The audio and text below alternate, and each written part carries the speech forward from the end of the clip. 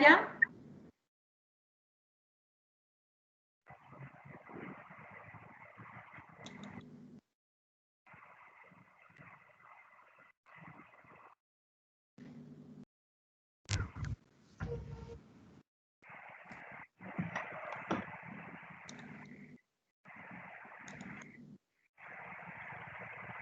Creo que ahí ya la pueden ver, ¿verdad? Ya. Sí, perfecto. Sí. Bueno, pues entonces, gracias. Como les comentaba, vamos a platicar un poquito acerca del abordaje fisioterapéutico o la rehabilitación pulmonar para todos estos pacientes que ya han pasado por esta condición de COVID-19. Me gustaría empezar comentándoles que, bueno, la pandemia que estamos viviendo en la actualidad, pues ha representado a nivel local, a nivel federal, a nivel mundial, un reto en diversos ámbitos de desempeño. Uno de ellos, evidentemente, pues es el social, donde, bueno, sabemos que toda esa construcción y todo ese entramado social ha sufrido variaciones que vienen a consecuencia de esta pandemia y que van a repercutir en la cuestión económica y política. Y evidentemente también van a repercutir a nivel sanitario porque pues nosotros como prestadores de servicios de salud somos quienes de cierta forma pues estamos al frente de este tipo de situaciones. Aunque no necesariamente estemos en la punta de lanza de atención de este tipo de pacientes, pues también nos llevamos una parte importante todos los profesionales de salud en este sentido. Como les comentaba, el sector salud, pues bueno, se lleva su buena tajada, por decirlo así, de toda esta cuestión de la pandemia. Y en este sentido, esta pandemia ha representado un reto para todos nosotros porque nos exige más conocimiento y preparación, nos exige modificación en nuestro quehacer cotidiano, es decir, todas las actividades que nosotros desarrollábamos de manera diaria en nuestro quehacer, ya sea dentro o fuera de los hospitales, pues sufren modificaciones. Que nos lleva a pensar en cómo optimizar los recursos que nosotros tenemos a nuestro alcance y también cómo hacernos, cómo lograr esa consolidación multidisciplinar dentro de las instituciones de salud y fuera de ellas también. Entonces, para nosotros como sector salud, esta pandemia ha representado y va a representar a futuro un gran parteaguas en lo que será nuestro ejercicio profesional. Bueno, platicándoles un poquito más acerca de la perspectiva de la fisioterapia, nos tendríamos que ir a revisar rapidísimamente qué es la fisioterapia. Ahorita Diana ya nos platicaba acerca de que la fisioterapia pues es una profesión del área de la salud que precisamente busca promocionar todos estos estados de salud y función óptima de los individuos, es decir, no nada más que los individuos se mantengan en un estado de no enfermedad, sino que ese estado de no enfermedad redunde en que los individuos puedan desempeñar sus funciones o puedan desempeñar sus actividades de una manera óptima.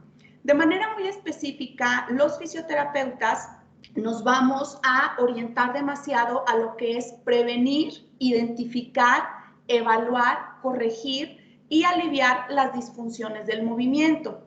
Entonces, de repente tú te puedes preguntar cómo es que el COVID-19 o todas las consecuencias del COVID-19 se asocian con la fisioterapia, porque pues yo te estoy hablando de que nos encargamos de todas estas disfunciones del movimiento, pero bueno, como vamos a ir platicando un poquito más adelante, nos vamos a dar cuenta que realmente la fisioterapia tiene un muy amplio margen de labor dentro de lo que es el COVID-19. Entonces, bueno, la Organización de las Naciones Unidas y la OMS, como su brazo ejecutor, digámoslo así, en este sentido, sobre todas las ciencias de la salud, nos norma a nosotros los fisioterapeutas y los profesionales dedicados a la rehabilitación, nos norma como todos aquellos profesionales que somos capaces de atender precisamente todas estas disfunciones del movimiento y toda esa,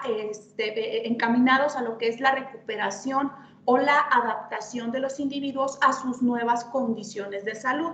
Entonces, precisamente eso nos lleva a platicar rápidamente de cómo la OMS pues, nos respalda en este sentido. Al menos aquí en México, hasta hace un par de años, la fisioterapia no estaba reconocida legalmente dentro del diario oficial de la Federación y la ley de salud. No estaba reconocida la fisioterapia como una profesión de las ciencias de la salud. Hasta hace 2 años, repito, esa situación cambió y afortunadamente los fisioterapeutas ya estamos contemplados dentro de ese equipo multidisciplinario que damos atención a los pacientes que requieren cualquier tipo de servicios. Entonces, eso más allá de generarnos pues como derechos, nos genera obligaciones. Entonces, en este sentido, se nos fueron juntando, al menos aquí en México, se nos fueron juntando como varios elementos, aparte de, bueno, esta modificación al diario oficial de la Federación, esta cuestión de la pandemia, pues ha hecho que la fisioterapia tome un papel muy importante dentro de lo que es esa visualización social. Entonces, creo que es un momento muy oportuno para la fisioterapia para poder generar esa visibilidad social y más que visibilidad social, hacerles saber a todos los individuos que, pues bueno, estamos ya reconocidos como profesionales de la salud y también somos profesionales de primer contacto. Es decir, en el caso en el que tú tengas alguna disfunción del movimiento, de manera con toda la confianza del mundo puedes dirigirte a un fisioterapeuta con la confianza de que ese fisioterapeuta te va a atender y en caso de que la situación por la que tú estás pasando requiera de la atención de algún otro profesional, pues el fisioterapeuta tendrá las herramientas necesarias para generar todas esas referencias y derivaciones como lo hace cualquier otra ciencia de la salud. Entonces, bueno, en este sentido, repito, esta pandemia, y yo creo que todos en algún momento llegamos a ver en publicaciones, en noticias, en redes sociales, llegamos a ver cómo es que la fisioterapia pues ha tomado una gran relevancia a raíz de esta pandemia y ahorita vamos a ver por qué. Esto nos lleva a plantearnos esta pregunta que ya veníamos haciéndonos desde hace algunos minutos. Y bueno, entonces, ¿qué hace un fisioterapeuta ante un escenario de COVID-19 si, como ya habíamos dicho, pues nosotros solamente nos dedicamos a todas estas cuestiones de las disfunciones del movimiento? Entonces, bueno, así como lo dice este personaje, tenemos un muy amplio rango de acción dentro de lo que es el COVID-19 y vamos a hablar un poquito sobre esto. Resulta que en la fase aguda, nosotros como fisioterapeutas vamos a estar dedicados 100% a prevenir las complicaciones asociadas a la inmovilidad. ¿Qué quiere decir esto? Una persona cuando transita por una situación de hospitalización, además de la enfermedad que viene presentándose, esa persona pues es probable que traiga consigo enfermedades asociadas. Todo esto se va, digamos, como sumando a la condición de que la persona debe estar encamada, literalmente, por algunos días. Entonces, si sumamos la condición aguda, la enfermedad aguda que está llevando a esa persona a la hospitalización, si sumamos todas las enfermedades que ya trae consigo arrastrando, por decirlo así, y sumamos también solo la estancia en cama, pues esto nos genera una cascada de eventos que son negativos y que van a repercutir sobre la capacidad del movimiento y la función de los individuos. Entonces es aquí donde como que nos cae el 20 y nos explicamos por qué es que la fisioterapia es tan necesaria, es un área tan necesaria a desempeñarse dentro de las áreas de hospitalización. Entonces, estas dos imágenes que yo les presento aquí son fisioterapeutas, es un terapeuta físico, el que está de su lado izquierdo, y es un terapeuta de comunicación humana, el que está de su lado derecho. Podemos nosotros trabajar todas estas cuestiones de la movilidad, la función de los individuos, y hablando de funciones, pues desde la función del habla, la función de la deglución, la función de brazos, de piernas. Entonces, son todas estas cuestiones que probablemente ningún otro profesional de la salud es capaz de abordar más que nosotros como fisioterapeutas. Entonces, en este sentido, como ya les había comentado hace algunas diapositivas, esto nos exige grande preparación por parte de nosotros como fisioterapeutas, porque deberíamos tomar en cuenta si esa persona durante esta estancia hospitalaria pues requiere de algún tipo de asistencia ventilatoria, es decir, si ese paciente está intubado, si ese paciente ya le tuvieron que realizar un procedimiento quirúrgico para colocarle o instalarle el ventilador directamente en la tráquea, es decir, eso nos requiere preparación a nosotros. Conocer el estado nutricional del paciente también es un reto muy importante para los fisioterapeutas y que se relaciona mucho con todo lo que nosotros hacemos dentro de los hospitales.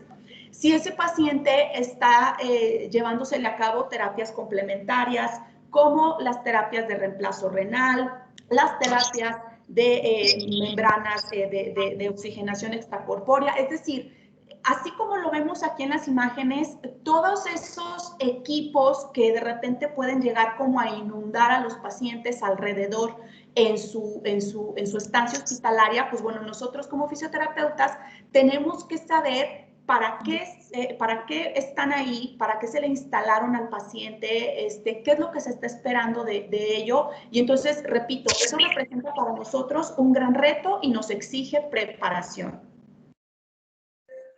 Bueno, ya hablando a lo mejor un poquito más a profundidad, pues todo lo que es la fisioterapia respiratoria, que es lo que tenemos aquí por la parte de la ilustración izquierda. Y en la parte derecha, bueno, les había mencionado que los fisioterapeutas también estamos preparados para desarrollar evaluación y diagnóstico funcional. Entonces, en este sentido, vemos cómo los fisioterapeutas trabajamos por la parte hospitalaria muy de la mano con todos estos equipos tan sensibles en su manejo como lo son los ventiladores mecánicos.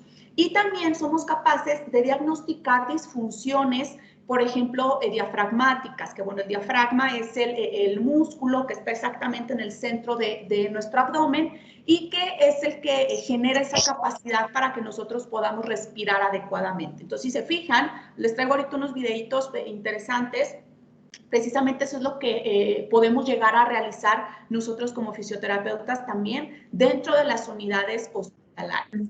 Bueno, en este videíto son unos compañeros fisioterapeutas mexicanos que están trabajando en el hospital de Juriquilla, el Hospital General de Juriquilla en Querétaro. Entonces, pues bueno, precisamente desarrollando todos estos ejercicios de habilitación, de rehabilitación para los pacientes que están hospitalizados. Entonces, fíjate cómo los pacientes hospitalizados también pueden y deben hacer ejercicio. Esto que les comentaba acerca de la evaluación y diagnóstico, este compañero está realizando un ultrasonido diafragmático para valorar si este paciente, a raíz de la intubación que requirió, sufrió alguna disfunción en su diafragma, y para poder saber entonces de qué forma podemos nosotros ayudarlo desde la perspectiva de la fisioterapia.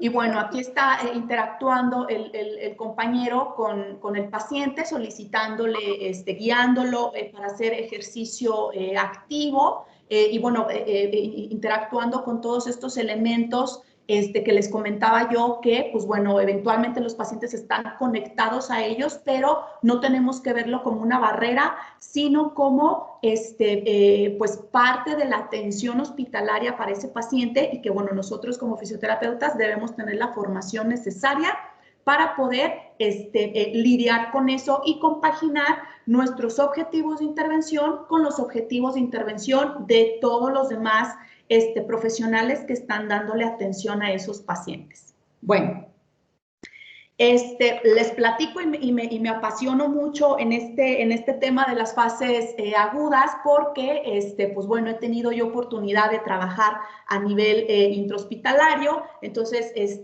conozco sobre todas estas cuestiones y pues realmente es muy interesante ver cómo la fisioterapia poco a poco se va abriendo camino en otros escenarios que pues hasta hace algunos años era prácticamente impensable que pudiéramos nosotros incidir. Entonces, bueno, pasamos ya a la fase crónica de la atención del COVID-19, que es lo que pues de cierta forma como que nos trae hasta aquí. Entonces, bueno, resulta que en esta fase crónica nosotros nos vamos a estar parando ante dos caminos. Tenemos que elegir, porque tenemos el escenario de que es un paciente de reciente alta hospitalaria y por otro lado tenemos al paciente que estuvo tanto la fase aguda y la fase crónica en aislamiento domiciliario. Entonces, son dos cuestiones diferentes y ahorita vamos a intentar desglosarlas un poquito. Entonces, bueno, paciente en fase crónica que está de reciente egreso hospitalario. Bueno, pues resulta que estos pacientes, en general, su abordaje constará de ejercicios respiratorios que nos puedan ayudar precisamente a facilitar esa expansión de los pulmones, que nos puedan ayudar a manejar todas las secreciones, las flemas que pudieran estar acumuladas dentro de sus pulmones. Son todos estos pacientes también que nosotros podemos darles atención para los trastornos o las disfunciones de la deglución, porque fueron pacientes que probablemente estuvieron intubados. Entonces, al tener precisamente este fenómeno de la intubación, pues se generan modificaciones o pueden llegarse a generar lesiones también a nivel de la garganta que le impidan a los pacientes desarrollar adecuadamente su proceso de alimentación. Entonces, podemos ir desde un abordaje muy convencional hasta abordajes mucho más sofisticados como que está aquí en la imagen, que ya es con equipos especializados y que invariablemente requieren la experiencia y la formación del fisioterapeuta para poder darles atención a estas alteraciones. La movilidad general también va a ser una cuestión que nosotros tendremos que atacar con estos pacientes de reciente egreso hospitalario, la dosificación del ejercicio, la tolerancia cardiopulmonar, es decir, que los pacientes poco a poco vayan pudiendo generar más esfuerzos y vayan adquiriendo mayor resistencia, lo que se conoce en general como resistencia física. Entonces, hacia allá es hacia donde vamos nosotros a dirigir nuestros esfuerzos y también pues dar atención a todas esas complicaciones que pudieron derivarse solo por la estancia hospitalaria del paciente y que bueno, en general las más frecuentes pudieran ser todas estas retracciones o acortamientos musculares por el desuso, en el caso, por ejemplo, de los pacientes que tuvieron que ser sedados, al no tener una contracción muscular activa, pues obviamente esos músculos comienzan a perder cualidades y entre ellas está como todas estas cualidades elásticas y contráctiles que a las que tendremos nosotros que dar atención posteriormente ya en estas fases crónicas. Por otro lado, también tenemos la atención a estos fenómenos de úlceras por presión o mejor conocidas como llagas, que también pueden generarse por la estancia hospitalaria de los pacientes y que en este sentido los fisioterapeutas ya en una fase crónica pues tendremos que darles atención también. Entonces, en general, Aquí la cuestión o la sugerencia de mi parte sería que todos esos pacientes que requirieron una estancia hospitalaria sí sean atendidos por profesionales, sean atendidos por un fisioterapeuta, porque son pacientes que presentan características muy particulares y con los que debemos tener un seguimiento muy preciso, muy adecuado, para evitar que se generen complicaciones en el corto plazo. Eso sería como de los escenarios que tenemos disponibles, pues como el más sombrío.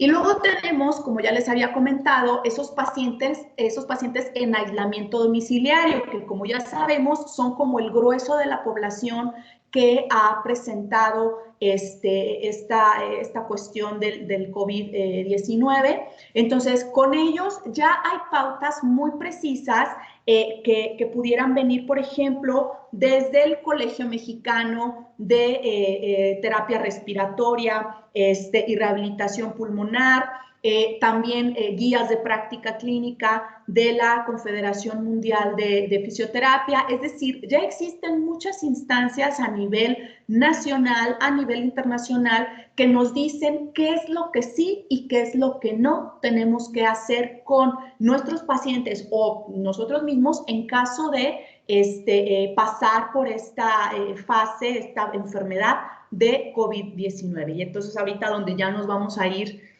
un poquito a hablar más sobre el tema que nos trajo hasta aquí el día de hoy, nada más que, bueno, pues tenía como que contextualizar todo. Bueno, resulta que estas guías de práctica clínica que yo les he estado comentando nos dicen que en fase aguda, es decir, días después de que la persona inicia con la sintomatología y hasta 15 o 20 días después del diagnóstico positivo para COVID-19, no se recomienda que la persona realice ejercicio físico. Y ahí les da como una explicación muy concisa.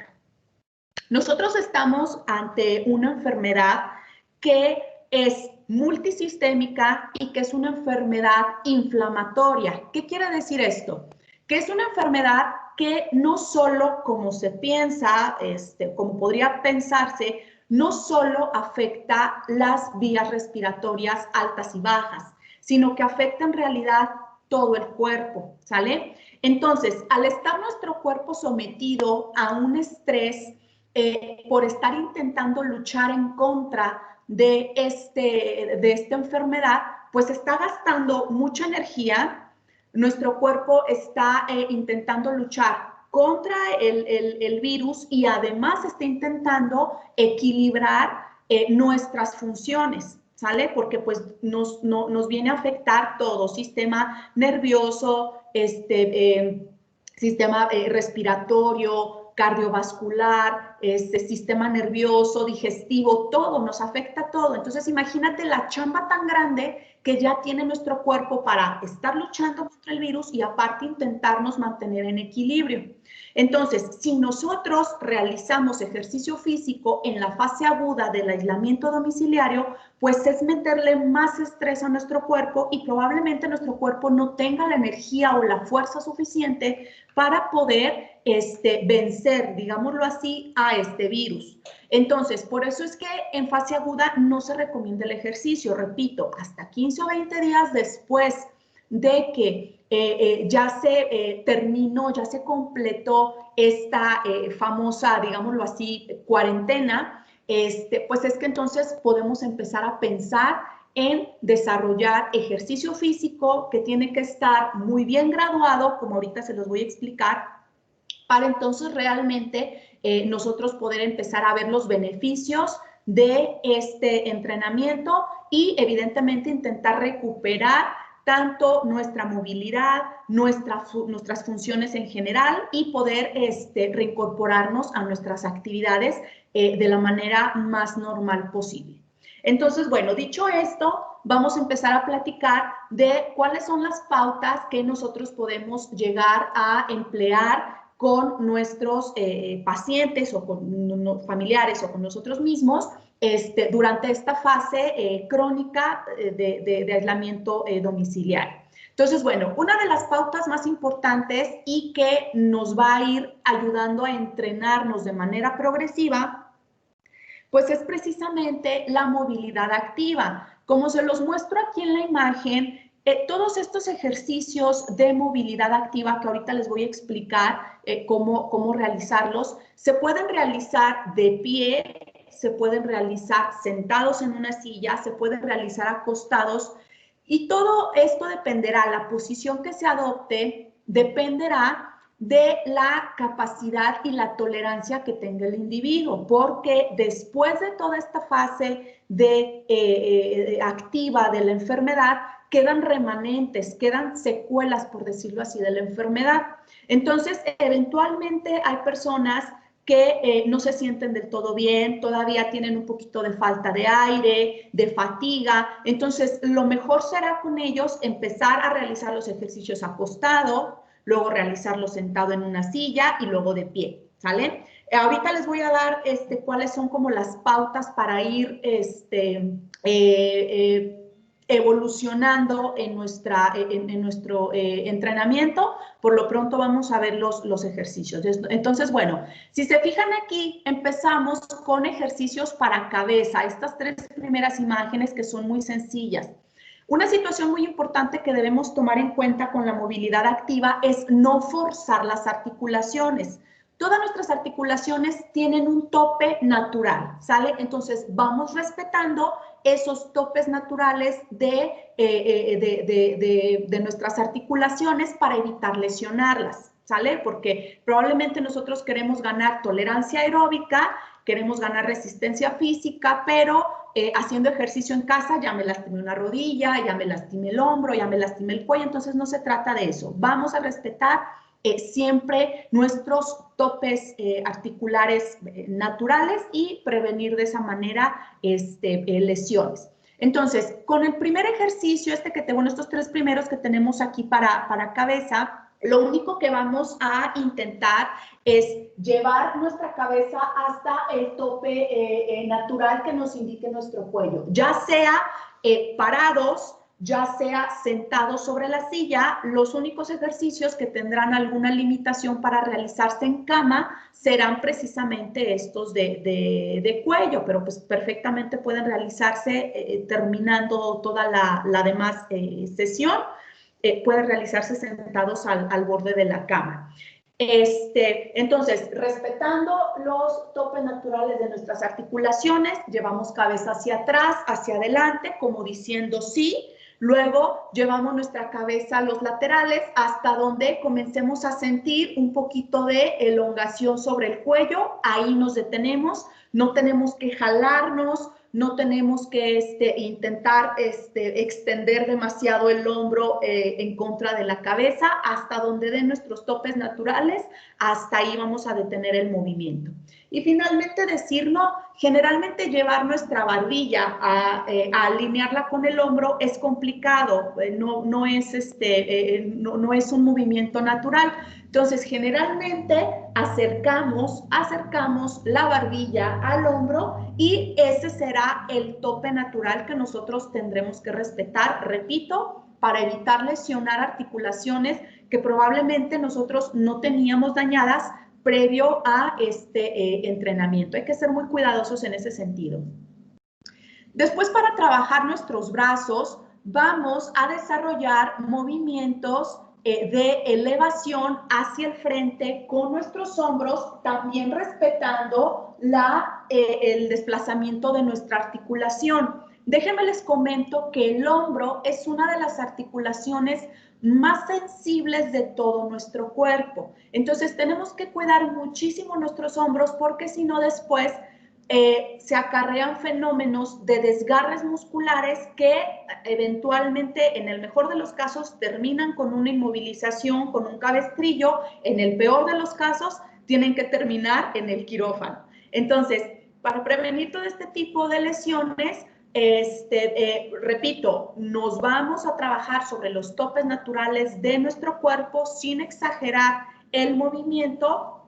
Elevamos nuestros hombros y los descendemos, ¿de acuerdo? Por el frente. Después tenemos el movimiento por fuera de nuestros brazos. En este sentido no hay tanto problema porque nuestros brazos tienen la capacidad de entrecruzarse por encima de la cabeza. Ya estaríamos involucrando un poquito de codo aquí para hombro, pero corremos menos riesgo de lesión en este movimiento. Para el movimiento 6 es muy sencillo, vamos a colocar nuestras manos sobre nuestros hombros y vamos a generar movimientos, círculos hacia el frente y círculos hacia atrás.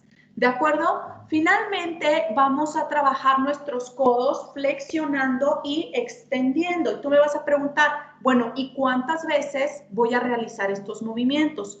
Podemos hacer con esta secuencia de movimientos hasta 10 repeticiones en una o dos series, es decir, 10 y 10, o solamente 10 si te fatigas demasiado. Ahorita un poquito más adelante te voy a decir cuáles son como esos datos que nos alertan sobre cuándo detener el ejercicio, ¿sale? Después tenemos el movimiento de nuestras muñecas. Podemos hacerlas hacia adelante y hacia atrás y hacia los lados, ¿sale? Evidentemente, abrir y cerrar dedos.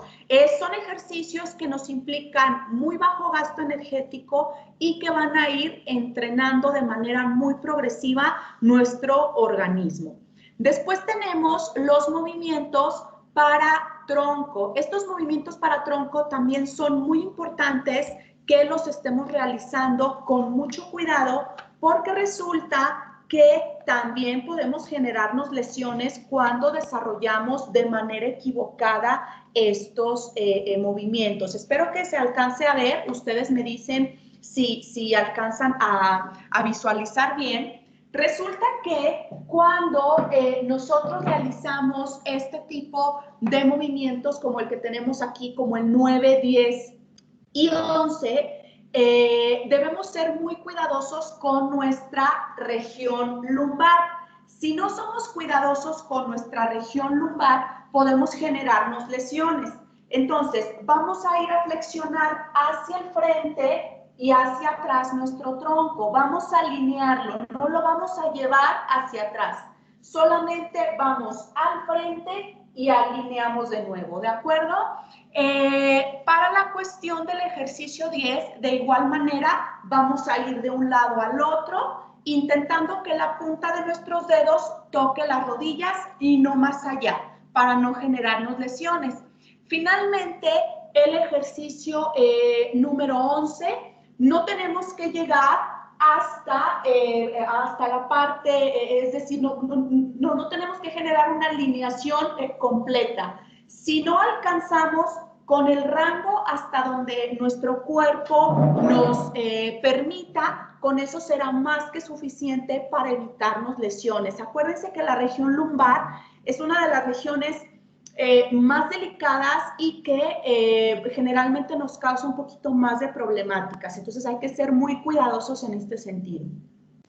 Para los ejercicios 12, 13, 14 y 15 son básicamente ejercicios para piernas y aquí lo que tenemos que hacer nosotros es trabajar precisamente toda esta región de nuestras piernas, flexionando una, extendemos, volvemos a apoyar y flexionamos la otra. Entonces, como si estuviéramos marchando sobre nuestro mismo lugar, siempre buscando no intentar como trotar en nuestro mismo lugar. Acuérdate que estos son ejercicios iniciales y que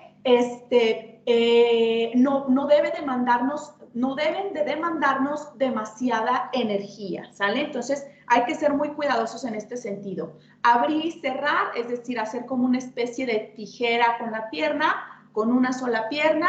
Después nos podemos apoyar aquí, para estos dos ejercicios, nos podemos apoyar de una silla, de un sillón, de una pared, para poder comenzar a doblar y extender nuestras rodillas.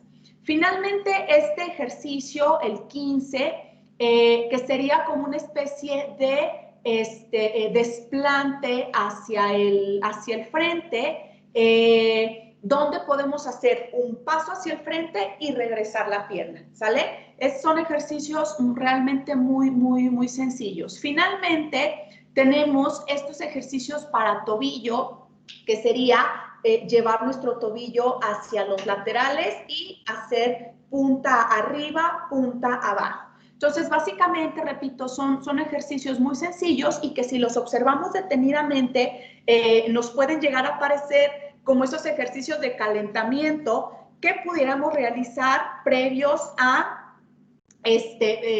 salir a trotar o previos a subirnos a la bicicleta o previos a realizar cualquier como rutina casera de ejercicio. Pero repito, en este contexto de paciente post-COVID, estos ejercicios, por más sencillos que parezcan, ya requieren de un gasto energético importante. Entonces, hay que irnos muy despacio en este sentido. ¿Cuál va a ser otra de las vertientes importantes sobre las que tenemos que centrar nuestra atención con estos pacientes de post-COVID? Bueno, pues son los ejercicios respiratorios. Como ya les había comentado, el COVID no es una enfermedad que únicamente afecta a los pulmones, afecta a múltiples sistemas, pero también a los pulmones. Hay muchas personas que generan neumonías leves o moderadas, porque las neumonías graves son las que generalmente tienen que ir a un proceso de hospitalización. Entonces, para estas neumonías leves o moderadas son muy recomendables ya en la fase crónica después de su cuarentena, son muy recomendados estos ejercicios respiratorios que nos ayuden precisamente a volver a adaptar nuestros pulmones a su condición anterior, es decir, que puedan insuflarse adecuadamente y que puedan sacar, que puedan expectorar adecuadamente todas las secreciones que se derivan de la neumonía, porque finalmente una neumonía es una infección pulmonar, es un acúmulo de secreciones. ¿Sí se continúa viendo mi presentación? No. Ya se perdió, ¿verdad? Aquí.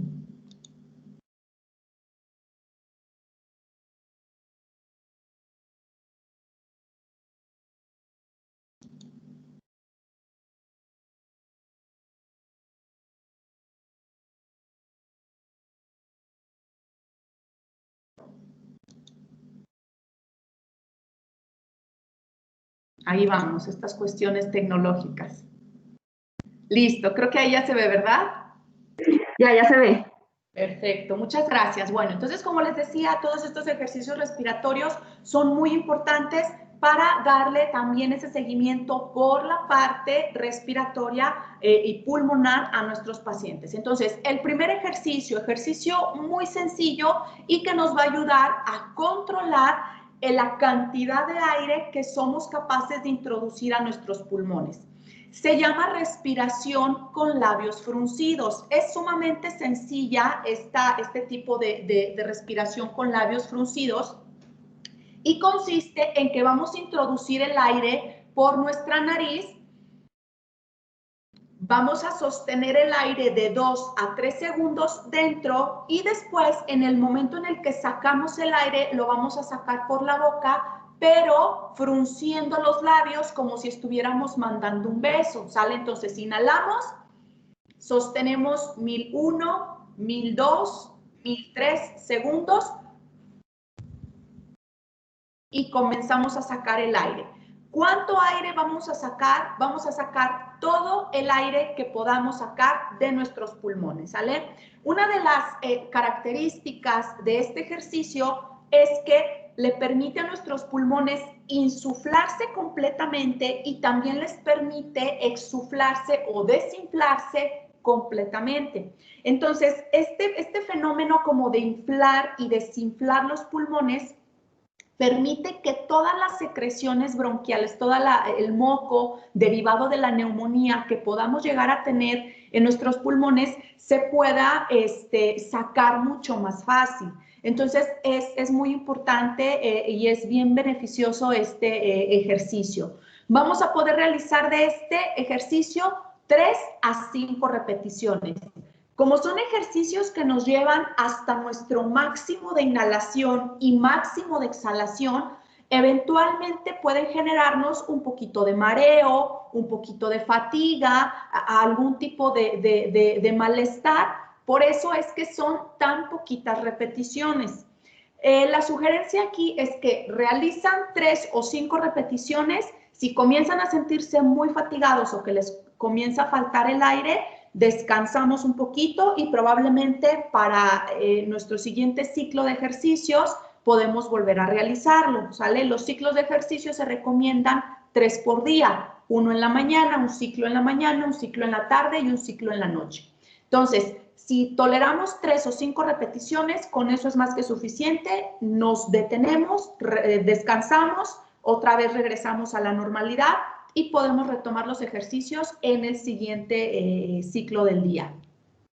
Después tenemos otros 2 ejercicios, que es el de respiración abdominal y respiración torácica o costal. Como su nombre lo dice, estos ejercicios pretenden que nosotros inhalemos y llevemos nuestra respiración a un punto específico de nuestro cuerpo. Es decir, para la respiración abdominal, ya sea que la realicemos acostados o sentados, es exactamente lo mismo en cualquiera de las 2 posiciones. Vamos a inhalar por la nariz y vamos a intentar abombar nuestro abdomen de tal manera en que se infle nuestro abdomen en el momento en el que nosotros tomamos el aire, ¿sale? Vamos a sacar el aire por la boca con este mismo método de respiración de labios fruncidos y vamos a descansar. Nuevamente volvemos a hacer otra respiración abdominal, sacamos el aire y volvemos a descansar. Este tipo de respiración, tanto abdominal como torácica, podemos llegar a realizarla hasta 10 o 15 repeticiones.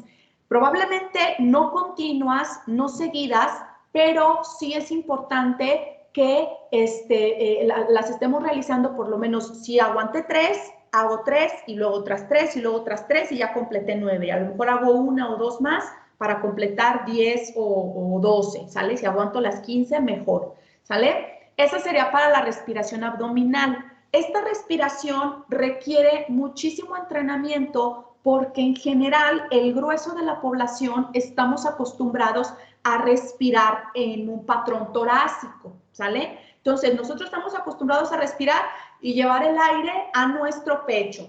Esta respiración abdominal requiere un poquito más de conciencia del movimiento que nosotros estamos realizando y además trae muchos beneficios porque está obligando a nuestros pulmones a expandirse completamente. Entonces, no se me frustren si de repente no les sale a la primera la respiración abdominal, porque sí requiere un poquito como de entrenamiento, como de repetición, ¿sale? Y de conciencia del movimiento, ¿sale? Básicamente lo que nosotros estamos buscando es inspirar,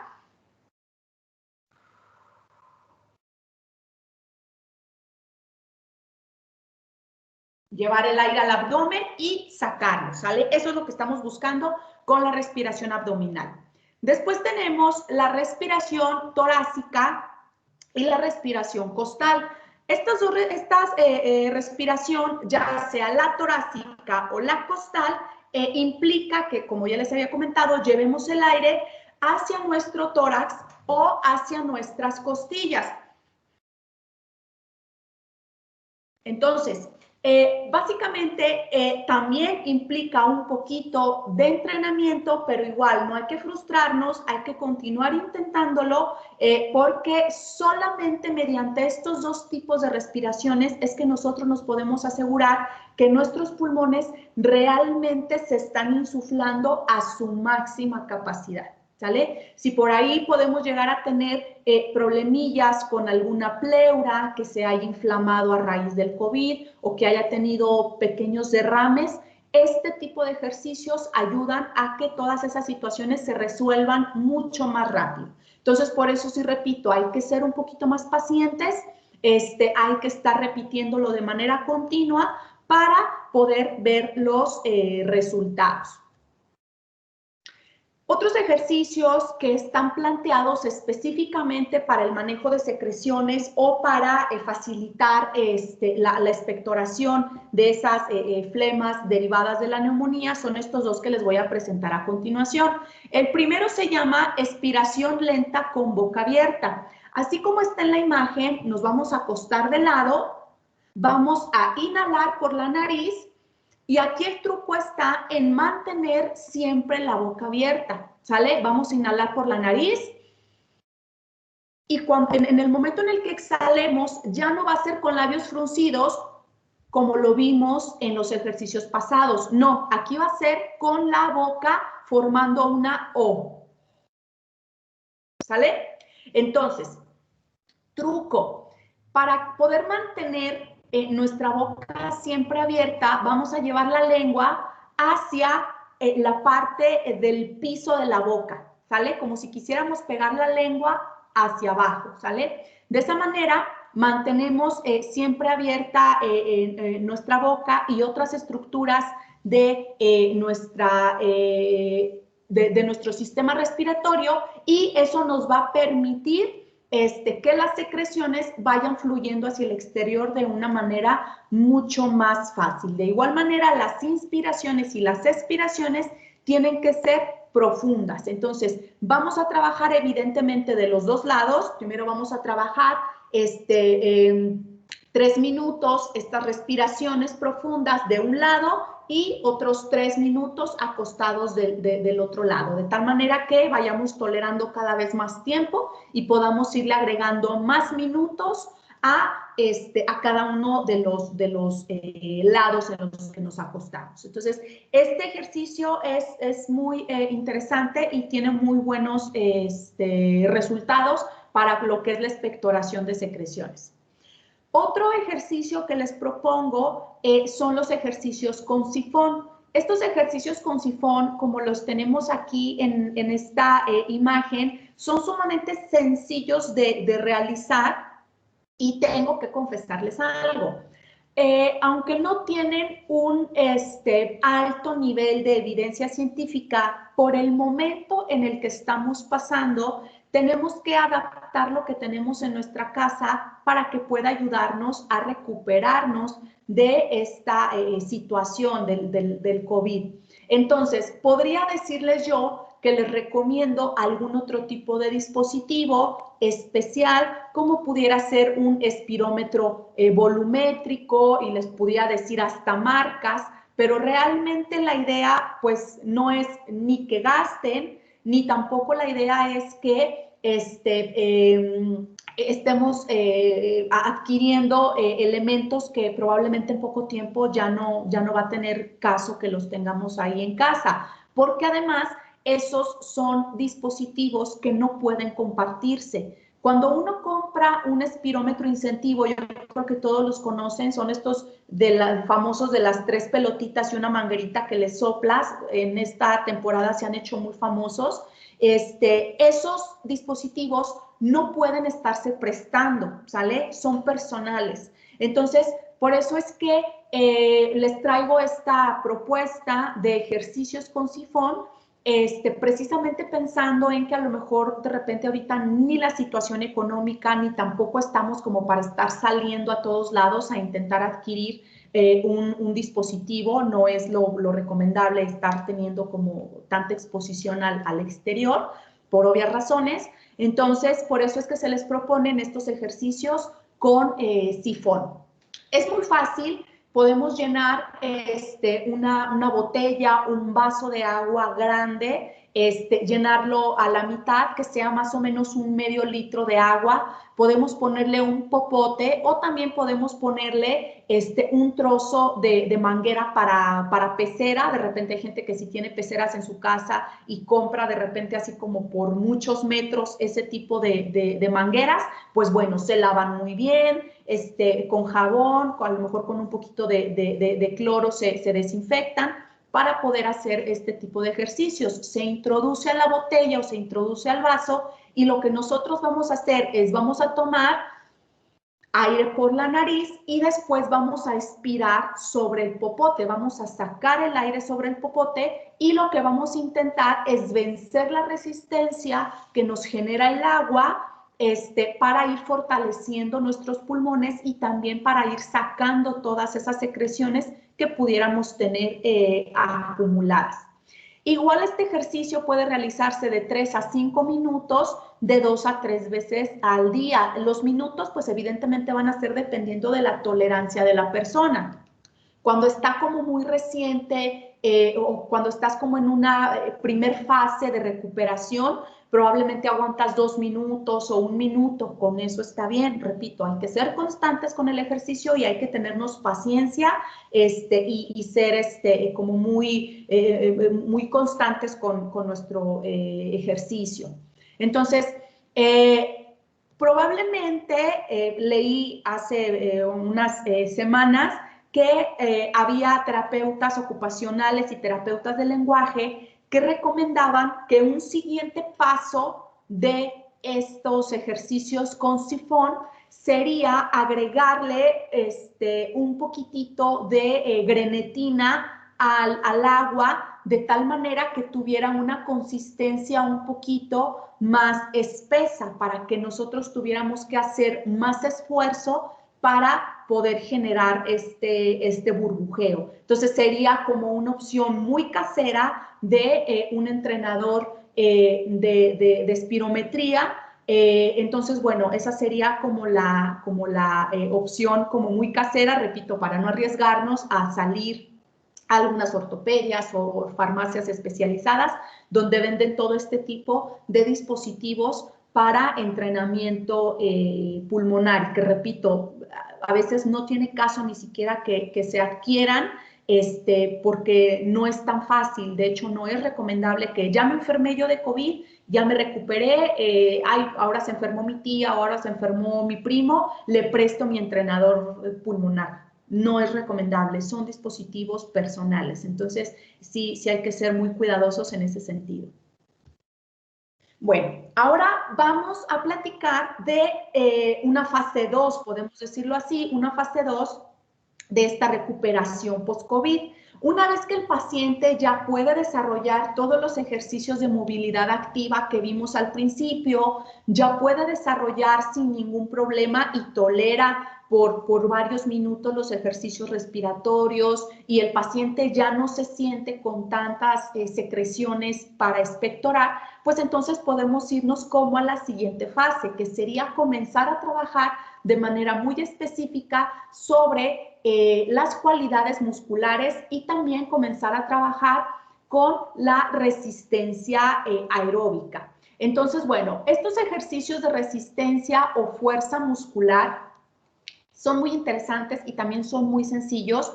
Esto sí se recomienda que se realicen 6 días a la semana de 7 a 8 repeticiones y de 2 hasta 3 series. Entonces, si te fijas, ya estamos hablando de que ese ejercicio un poquito más, pesado, por decirlo así.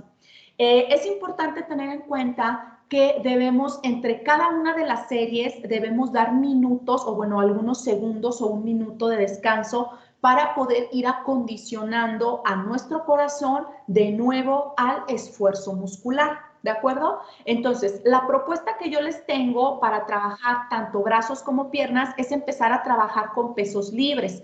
Podemos nosotros trabajar con botellas de agua que tengamos en casa, bolsas de semillas, de repente pues que si compré 1 kilo de arroz y 1 kilo de frijol, pues puedo empezar a trabajar un poquito resistencia para mis brazos, Puedo empezar a trabajar cargándolos del suelo, esos pesos libres, y también desarrollar gestos funcionales. Acuérdate que, bueno, si bien lo que se pretende es que la persona recupere el estado físico que tenía antes de pasar por esta situación del COVID, lo ideal es que para todos nosotros esto fuera un parteaguas para preocuparnos más por nuestra salud física y pues mental también, ¿verdad?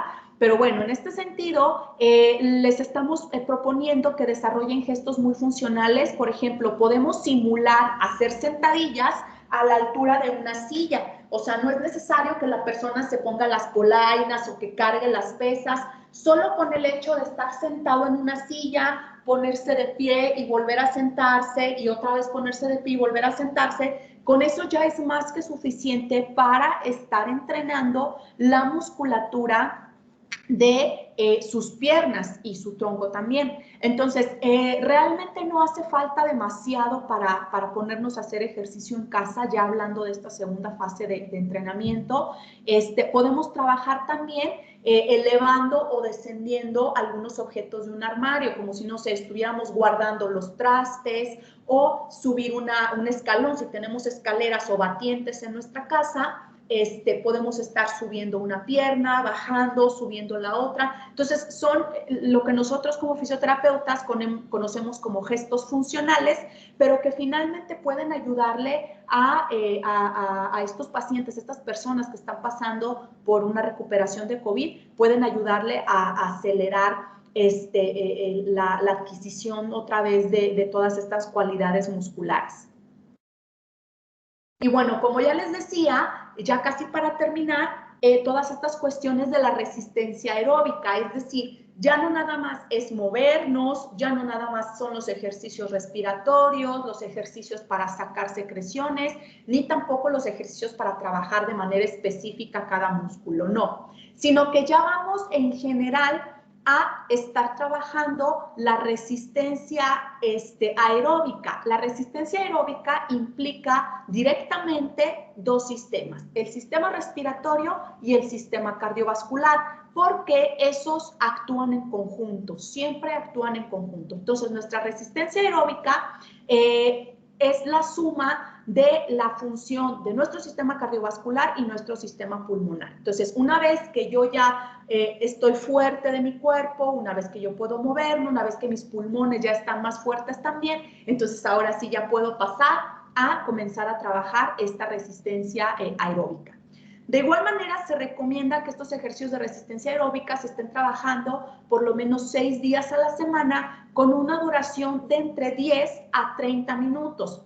Aquí el parámetro es como muy amplio porque depende de cómo se vaya generando la tolerancia en cada persona, pero podemos empezar a trabajar desde 10 minutos y bueno, a lo mejor una semana aguanté trabajar 10 minutos, pues para la siguiente semana puedo aumentar 1 o 2 minutos más. Entonces, sí hay que tener muy en cuenta esta cuestión, y también hay que tener en cuenta que no vamos a trabajar los 10 o 30 minutos de corridos, no, sino que podemos trabajar con intervalos, lo que nosotros conocemos como intervalos, es decir, 30 minutos de trabajo y 1 minuto de descanso. Ahorita les voy a explicar cómo. La propuesta que yo les tengo es subir y bajar escaleras, o sea, pero literal. Ahora sí, ya no es subir un escalón, es subir toda la escalera, bajar toda la escalera y descansar, ¿sale? Hacer circuitos dentro de la casa o en el jardín o en el patio, ¿sale? A lo mejor ahorita es un poquito riesgoso salir a parques, salir a estar caminando alrededor de la manzana porque podemos llegar a tener contacto con alguna otra persona. Entonces, circuitos dentro de casa o en el mismo patio, también podemos hacerlo, o también estar realizando saltos o carrera estática. Ahorita les voy a mostrar un poquito tanto la propuesta, y me interesa también que quede bien comprendido lo de los intervalos. Entonces vamos a hacer un ejemplo. Vamos a hacer 2 intervalos para que más o menos comprendan. Vamos a contabilizar, por ejemplo, 30 segundos de trabajo. Vamos a tomar el parámetro más inferior de este rango, suponiendo que yo estoy empezando a entrenarme en resistencia aeróbica. Entonces, por ejemplo, puedo empezar a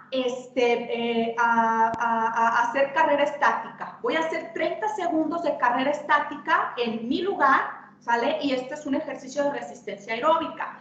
Lento, y conforme vaya teniendo más tolerancia, puedo avanzar hasta hacerlo mucho más rápido. Una vez que pasaron los 30 segundos de carrera, me detengo y descanso 1 minuto. Respiro, tomo aire. Acuérdate que yo ya entrené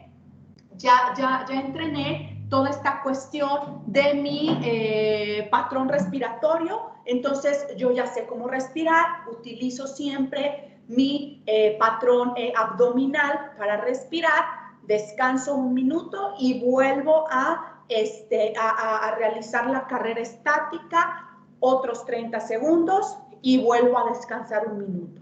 Así hasta completar, por ejemplo, 10 minutos. ¿Sale? Si eso es lo que tolero en ese momento. A medida que vaya pasando el tiempo, como les decía, puedo ir agregando minutos a mi entrenamiento de resistencia aeróbica. Entonces, esa sería más o menos como la idea en este sentido. Y bueno, finalmente lo que nosotros buscamos, si se fijan, cómo nos fuimos como de manera muy gradual, empezamos con ejercicios muy sencillos, nos centramos también en el entrenamiento pulmonar, en la expectoración de secreciones, en la fuerza muscular, utilizando pesos libres que podamos tener en casa y terminamos con resistencia aeróbica, que ya sería como la integración de todos los elementos que estuvimos revisando. Entonces, bueno, en general, esas serían las propuestas para lo que sería el ejercicio físico. Ahora sí, les voy a platicar cuándo tengo que detener el ejercicio, porque hasta aquí todo suena muy bonito, la persona es capaz de ir desarrollando progresivamente más ejercicio, pero resulta que no todas las personas tienen la misma tolerancia y además esta es una enfermedad que depende mucho de los antecedentes de cada persona. Hay personas que probablemente no tienen ninguna enfermedad crónico-degenerativa, llámese diabetes, llámese hipertensión, cáncer, por ahí problemitas con el colesterol, los triglicéridos, tampoco son obesos. Entonces, ellos probablemente tienen un mejor pronóstico a largo plazo, ¿sale? Entonces, evidentemente, estas personas que no tienen ningún antecedente probablemente van a tolerar mucho más rápido la progresión del ejercicio y en cuestión a lo mejor de 1 mes o 1 mes y medio se van a sentir ya pues prácticamente en su normalidad y hay personas que no, hay personas a las que les va a costar un poquito más de trabajo y que probablemente hasta puedan quedar con secuelas derivadas del mismo COVID. Entonces, vamos a detener el ejercicio cuando nosotros detectemos, la monitorización tiene que ser continua mediante nuestro oxímetro de pulso, cuando la desaturación nosotros la conocemos como desaturación mayor. ¿Qué quiere decir esto? Cuando nuestra saturación de oxígeno baje más del 90%. Es decir, si yo en condiciones normales estoy recuperándome del COVID y estoy a lo mejor en 92, 91 de saturación, y si me pongo a hacer ejercicio y me monitorizo y mi saturación cayó a 85, 83, me tengo que detener y descansar y llevarme el ejercicio mucho más lento, ¿sale? Entonces, vamos a detenernos cuando cuando presentemos desaturación mayor. Si la persona tiene fatiga intensa, también nos vamos a detener, ¿sale? Si la persona tiene dificultad respiratoria, también nos vamos a detener. Y tú vas a decir, y como que con qué instrumento yo sé si sí tengo o no tengo fatiga intensa o dificultad respiratoria. Bueno, existe una escala que es muy famosa a nivel mundial que se llama escala de Borg. Es esta que les tengo aquí del lado derecho. Esta escala sirve para que uno mismo pueda calificar el esfuerzo físico que está realizando y la falta de aire. ¿Qué quiere decir esto? Cuando tú estás realizando un ejercicio, el que sea, siempre vas a sentir fatiga y siempre vas a sentir algo de dificultad respiratoria, aunque tú digas, no, yo he hecho ejercicio toda mi vida y sí, pero el ejercicio siempre implica un cierto grado de dificultad respiratoria. Aquí la clave está en que esa fatiga y esa dificultad respiratoria no sobrepasen, o sea, no lleguen a ser máximas o extremas. Si te fijas, esta escala viene con una calificación de 0 al 10. El 0 significa que la persona no está fatigada para nada, o sea, pues prácticamente es como si estuviera sentada haciendo nada, no me siento cansada, y tampoco tengo dificultad respiratoria. Ahora nos vamos al polo opuesto. La calificación 10 de esta escala es que el ejercicio es extremo, o sea, es extenuante, es muy cansado el ejercicio y la dificultad respiratoria es extrema también, o sea, el paciente no puede respirar, prácticamente siente que no le entra nada de aire. Bueno, lo que nosotros vamos a intentar siempre es mantenernos en un rango sobre el 4, en donde nosotros o el paciente podamos calificar el ejercicio como pues un poco duro o un ejercicio moderado, ¿sale? Que me causa una fatiga moderada. Y la dificultad respiratoria la puedo llegar a calificar como moderada o como algo severa, ¿sale? Entonces, si te fijas, realmente tenemos que mantener siempre nuestra percepción del ejercicio como moderada, ¿sale? No podemos extralimitarnos y es muy importante que siempre tengamos en nuestra mente o que siempre estemos comentándole a nuestro paciente, a nuestro familiar, cuando está realizando su ejercicio, que no se extralimite para que no vayamos a llegar a escenarios de desaturación mayor, que aunque sea un paciente que ya superó el COVID, se nos vaya a desmayar ahí en casa, o vayamos a pasar como un susto, pero que tengamos que salir urgencias, que se le vaya a bajar la presión, por cuestión de que no supimos dosificar el ejercicio, ¿sale? Otra pauta muy importante para poder dosificar el ejercicio y saber cuándo detenernos es la frecuencia cardíaca límite. El oxímetro de pulso nos va a desplegar dos datos, el de saturación de oxígeno, que es el que viene en porcentaje, y otro número que es el de la frecuencia cardíaca. Nosotros vamos a hacer un ejercicio, una tarea, digámoslo así, como muy sencilla, y esa tarea va a ser determinar la frecuencia cardíaca máxima del paciente, ¿sale? Entonces, lo que vamos a hacer aquí es que vamos a hacer como una especie de bitácora, ¿sale? Durante 2 o 3 días. Esto previo a que nuestro paciente inicie con su entrenamiento en casa, ¿sale?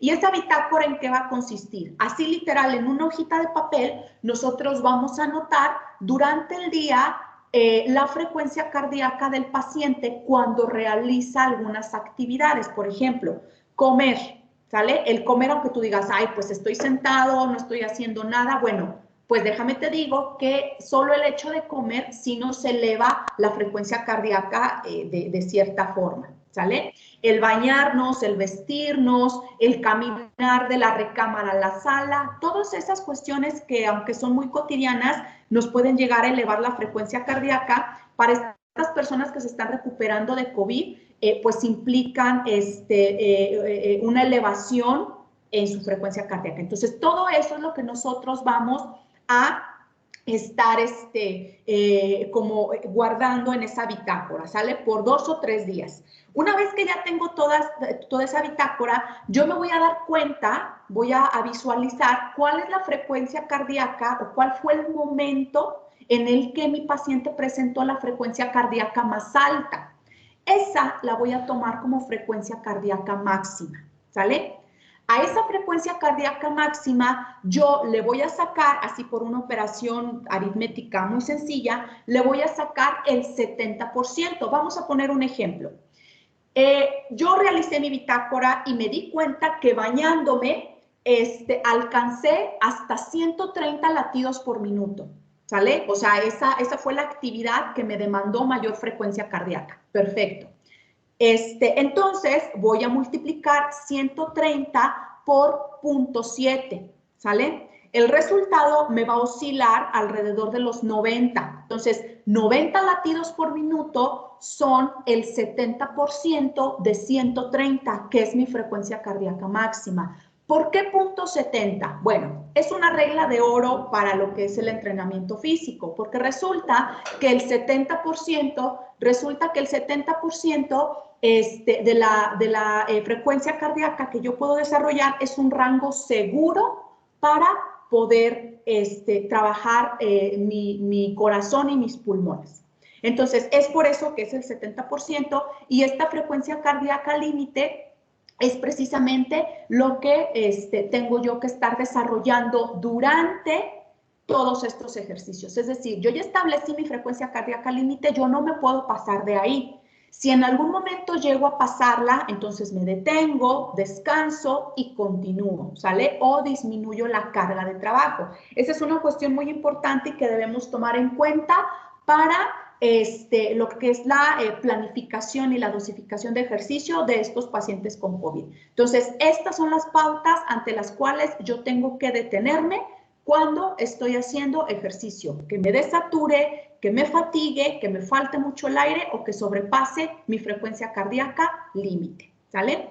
Y pues bueno, espero haber sido muy concisa con esta charla, espero haber despejado algunas dudas que pudieran presentarse alrededor de todo este fenómeno que estamos viviendo todos y bueno, pues no me resta más que agradecerles mucho su atención y pues bueno, invitarlos a que se acerquen a su fisioterapeuta de confianza ante cualquier duda que puedan llegar a tener y ya saben que bueno, no solo atendemos lesiones musculoesqueléticas, sino que nuestra labor va mucho más allá buscando el bienestar general de la población. Muchísimas gracias por su atención.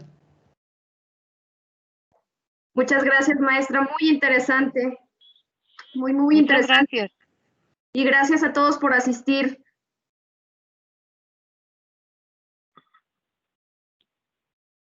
Muchas gracias. No sé si alguien tenga por ahí alguna duda y si haya minutitos todavía de reserva ahí para poder resolverlas. Si no, de cualquier forma, pues bueno, estoy pendiente. No sé si hay alguna duda. ¿Alguien tiene alguna duda, algún comentario, alguna inquietud? Con todo gusto los escuchamos. Les voy a anotar por aquí el teléfono, por si tienen alguna duda, con todo gusto nos la externen y con todo el gusto del mundo les apoyamos.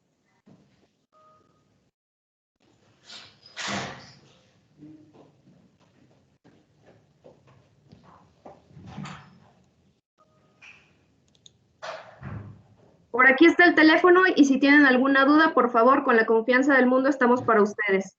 Muchísimas gracias y excelente noche. Gracias, gracias a todos. Igualmente, buenas noches.